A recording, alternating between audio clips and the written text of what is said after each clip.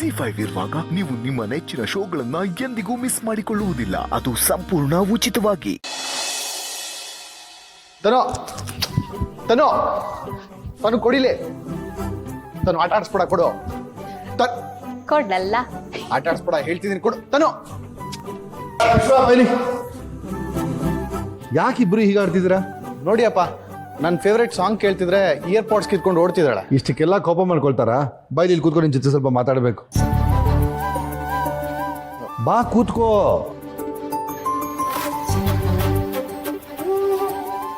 ಅಪ್ಪ, ವಿಶ್ವ, ತನ್ನ ನೋಡಿದ್ರೆ ನಿನ್ಗೆ ಏನ್ ಅನ್ಸುತ್ತೆ?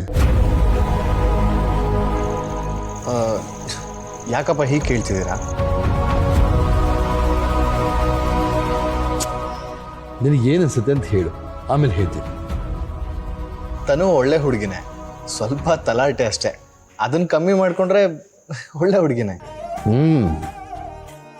ನನಗೂ ಅದೇ ಅಭಿಪ್ರಾಯ ಇದೆ. ಅದಕ್ಕೆ ಯೋಚನೆ ಮಾಡಿ ಒಂದು ಒಳ್ಳೆ ನಿರ್ಧಾರಕ್ಕೆ ಬಂದಿದ್ದೀನಿ. ಏನಪ್ಪ ಅದು? ತನುನ ನಮ್ಮ ಮನೆ ಸೊಸೆ ಮಾಡ್ಕೋಬೇಕು ಅಂತ ನಾನು ನಿಮ್ಮಮ್ಮ ನಿರ್ಧಾರ ಮಾಡಿದ್ದೀವಿ.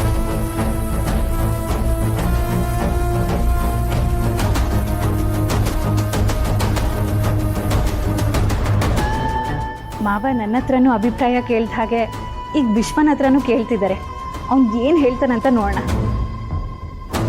ತನುನ ನಿನ್ನ ಜೊತೆ ಮದುವೆ ಮಾಡಬೇಕು ಅಂತಿದ್ದೀವಿ ಕಣೋ. ನಿನ್ನ ಅಭಿಪ್ರಾಯ ಹೇಳು.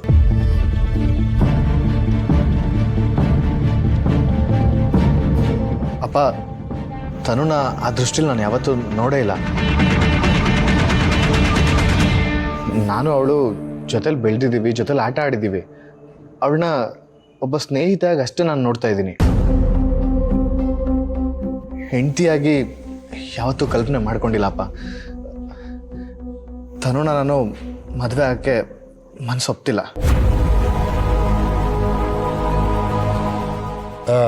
ನೋಡಪ್ಪ ವಿಶ್ವ, ಒಬ್ಬ ತಂದೆಯಾಗಿ ನೇರವಾಗಿ ಹೇಳ್ತಾ ಇದ್ದೀನಿ. ನೀನು ತನುನ ಬೇಡ ಅಂದರೆ ನಾನು ಬೇರೆ ಹುಡುಗಿನ ಹುಡುಕಿ ತಂದು ನಿನಗೆ ಮದುವೆ ಮಾಡಬಹುದು. ಆದರೆ ಆ ಹುಡುಗಿನ ಅರ್ಥ ಮಾಡ್ಕೊಳ್ಳೋದಕ್ಕೆ ನೀನು ತುಂಬ ವರ್ಷಗಳು ಬೇಕಾಗತ್ತೆ.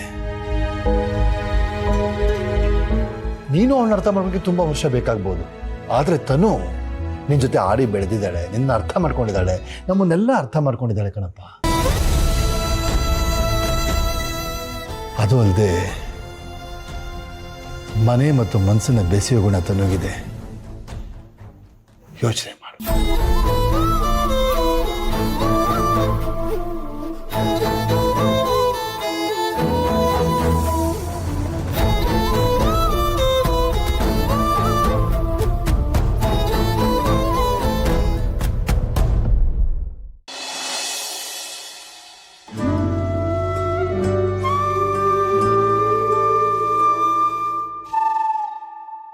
ವೀಣಾ, ಹಾ ವೀಣಾ, ಎಲ್ಲ ಬೇಗ ತಗೊಂಡ್ ಬಾಮ್ಮ.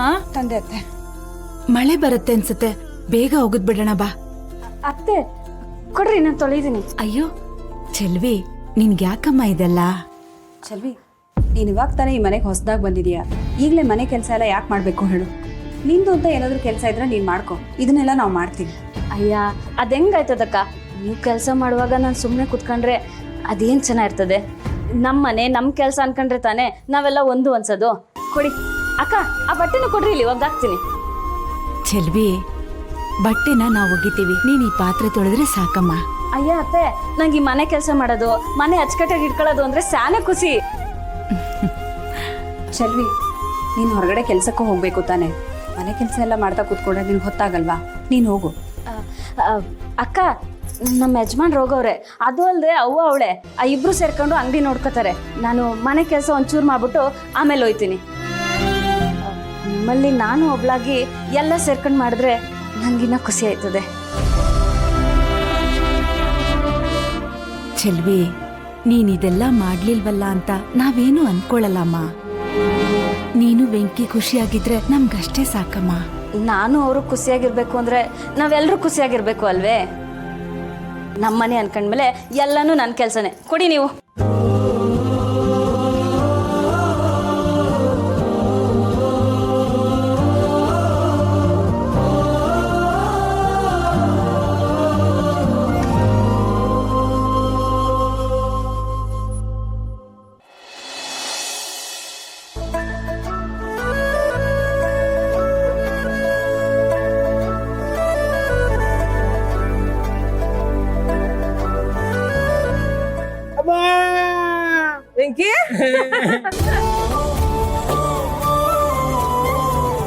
ವೆಂಕಿ ಬಂದ್ಯಾ?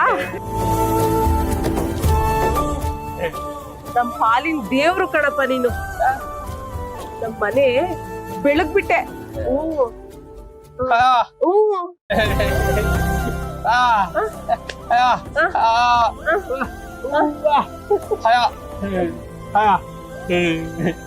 ವೆಂಕಿ ನೀನು ಒಬ್ಬನೇ ಬಂದ್ಯಾ? ಚಲ್ವಿ ಬರ್ಲಿಲ್ವಾ?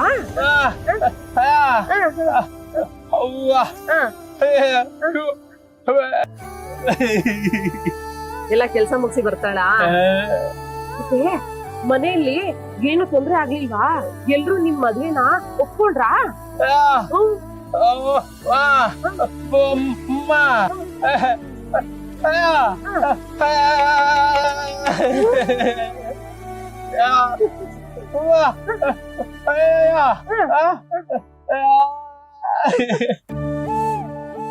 ನಾನು ಬಯಸ್ತಾ ಇದ್ದಿದ್ದು ಅದೇ ವೆಂಕಿ. ಹೇಗೋ ಆ ದೇವ್ರು ನನ್ ಮಗಳಿಗೆ ಒಂದ್ ದಾರಿ ಮಾಡ್ಕೊಟ್ಬಿಟ್ಟ.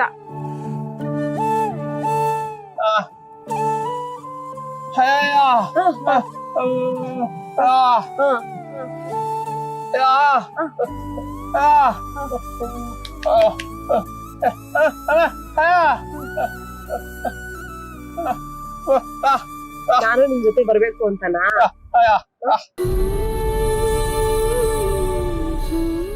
ಬೇಡ ವೆಂಕಿ, ಕಷ್ಟದ ಸಮಯದಲ್ಲಿ ನಮ್ ಚಲುವಿನ ಕೈ ಹಿಡಿದು ಬಾಳ್ ಕೊಟ್ಟಿರೋ ನಿನ್ ಋಣನ ಹೇಗ್ ತೀರಿಸ್ಬೇಕು ಅಂತಾನೆ ನನಗ್ ಗೊತ್ತಾಗ್ತಾ ಇಲ್ಲ. ಅಂತದ್ರಲ್ಲಿ ನಾನು ಅಲ್ಲಿಗ್ ಬಂದು ನಿನಗೆ ಹೊರೆ ಆಗೋದು ಬೇಡ ವೆಂಕಿ.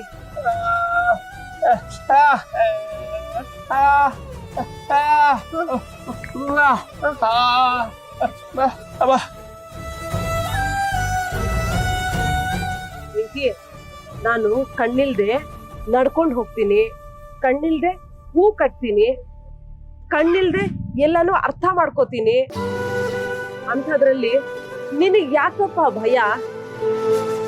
ಆ ದೇವ್ರು ನನಗೆ ಕಣ್ ಕೊಟ್ಟಿಲ್ದೆ ಇರ್ಬೋದು, ಆದ್ರೆ ಪ್ರೀತಿ ಕೊಡೋ ಜನರನ್ನ ಕೊಟ್ಟಿದ್ದಾನೆ.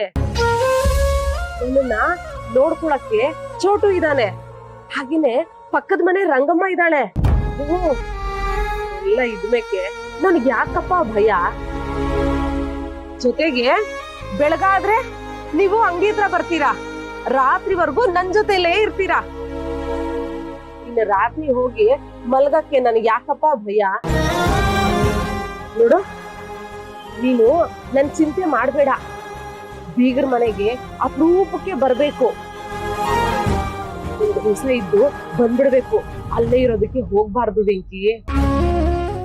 ZEE5 ಆಪ್ ಡೌನ್ಲೋಡ್ ಮಾಡಿ ಎಲ್ಲಾ ಸಂಚಿಕೆಗಳನ್ನು ಸಂಪೂರ್ಣ ಉಚಿತವಾಗಿ ನೋಡಿ.